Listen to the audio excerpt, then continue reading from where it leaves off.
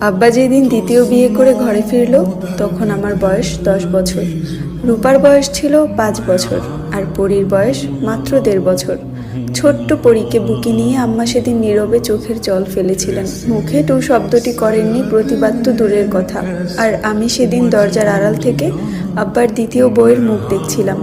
আব্বার দ্বিতীয় বউ আমার আম্মার নখের যোগ্যও না, কালো একটা মহিলাকে বিয়ে করেছেন আব্বা।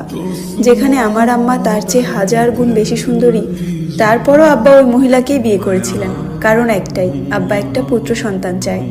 না হলে তার এত সম্পত্তি কে দেখবে, তার জমিদারি কে সামলাবে? যেদিন পরীর জন্ম হলো সেদিন আব্বা বাড়িতে ফেরেনি, কিন্তু তার কাছে ঠিকই খবর পৌঁছেছিল যে তার মেয়ে হয়েছে।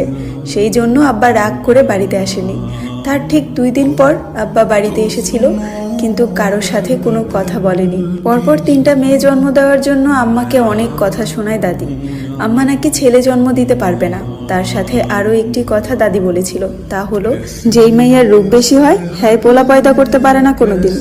এই কথাটা শুনে সেদিন আমার অনেক কষ্ট হয়েছিল, কিন্তু আম্মা কিছুই বলেনি, চুপচাপ নিজের কাজ করেছিল।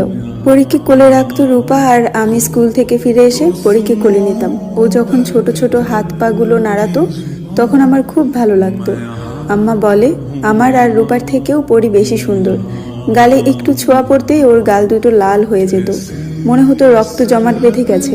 সেই ভয়ে পরীকে বেশি কোলে নিতাম না, পরে যদি ব্যথা পায়। কিন্তু রূপা ছোট্ট পরীকে কোলে নেওয়ার জন্য সব সময় আকুপাকু করতো। পরীকে কোলে নিয়ে বারান্দায় দোয়ারে বসে বৃষ্টি দেখতো, আর আমি তার পাশে মোড়া পেতে বই নিয়ে বসে থাকতাম। পরীর যখন ছোট্ট ছোট্ট পা ফেলে হাঁটতো তখন দেখতে বেশ লাগতো, ঠিক মোমের পুতুলের মতো। আমাদের দ্বিতীয় আম্মাকে দেখে আমি মুখ ফিরিয়ে নিই, কিন্তু রূপা আর পরী তো বোঝে না, ছোট তো। ওরা দুজনেই ওই মহিলার আশেপাশে ঘুরঘুর করতো। পরীকে যখন উনি কোলে নিত আমি দৌড়ে গিয়ে ওনার কোল থেকে ছিনিয়ে আনতাম পরীকে।